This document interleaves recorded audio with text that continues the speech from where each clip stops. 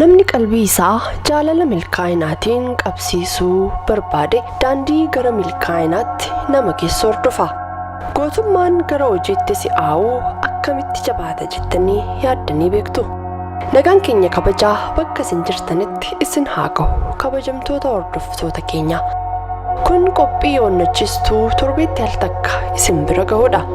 Qophii keenya har'aatiin ammoo yaadaa fi milkaa'inni ilma hojii ta'uu isaa wal hubachiisuun kan waliin turu ta'a. Ani Lubee Girmaati.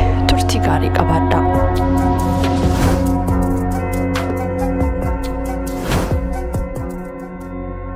Milkaa'inni ilma hojiitii akkamiin jedhame? Dubbistoonni akkana jedhanii barreessan. Sababiin kitaaba kana dubbiseef jireenyi koo hidaarraa jijjiirame, ofitti amanamummaan kiyya ni dabale, jireenya irraa gammachuu guddaan argachaa jira. Kanneen kun ta'ii jireenyaa keessatti milkaa'uuf amala filatamaa fi gaarii jedhanii amanan keessaa inni tokko bu'aa dubbisuu akka ta'etti amanama.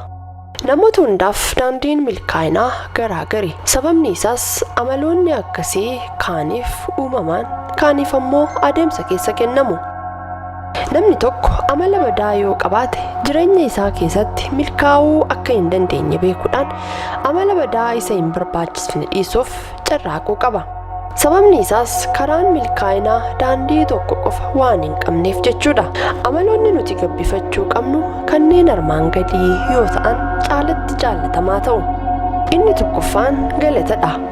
Amalli kun bu'uuraalee milkaa'inaaf garmalee barbaachisaa akka ta'e wal nama hin mormisiisu. Fakkeenyaaf maamila keenya irraa meeshaa tokko bitannee galatoomii yoo ittiin jenne namoota biratti of tuulummaa akka nuti hin qabnetu wabii nuuf ta'a.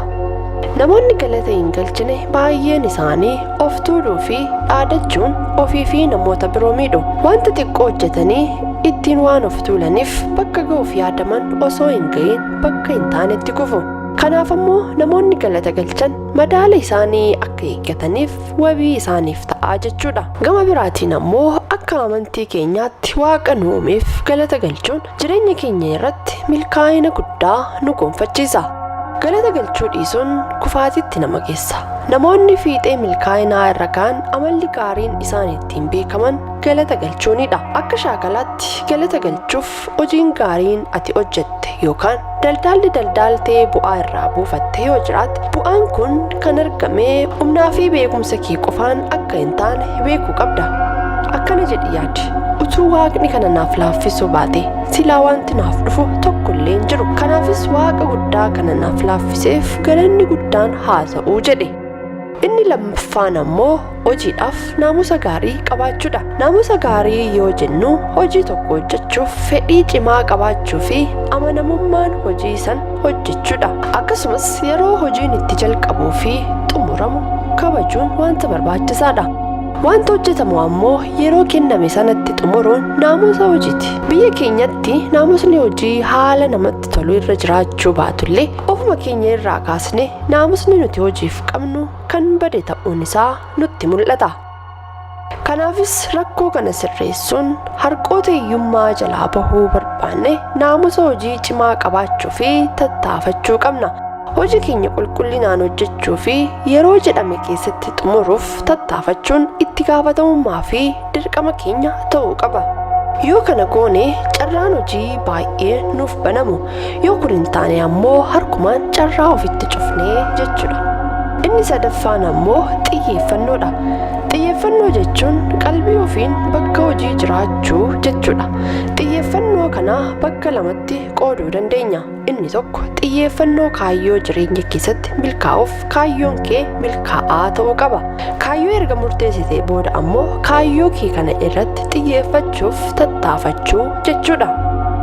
Daldalaas ta'ii wanta biraa tokko keessaa filadhuutii irratti xiyyeeffadhu. Wanta kudhan bakka tokkotti hojjechuun baay'ee ulfaataa akka ta'e wal nama hin gaafachiisu. Xiyyeeffannoon hojii keenya qulqullinaan akka hojjennuu fi yeroo gabaabaa keessatti akka xumurru nu taasisa.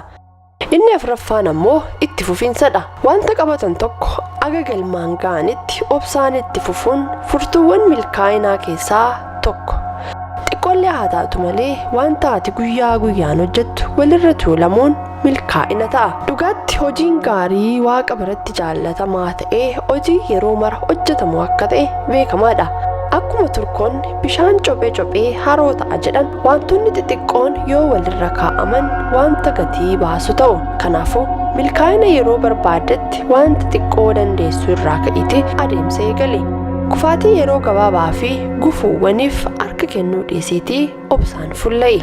Egaan kabajamtoota daawwattoota keenyaa onnachiistuun keenya kutaa tokkoffaan isaa kana fakkaata. Yeroo keessan nuuf laattanii turtii nu faana taasiftaniif ulfaadhaa isiniin jecha kutaa lammaffaadhaan akka walitti deebinutti nama torbanii nu haa taasisuu fayyaan tura.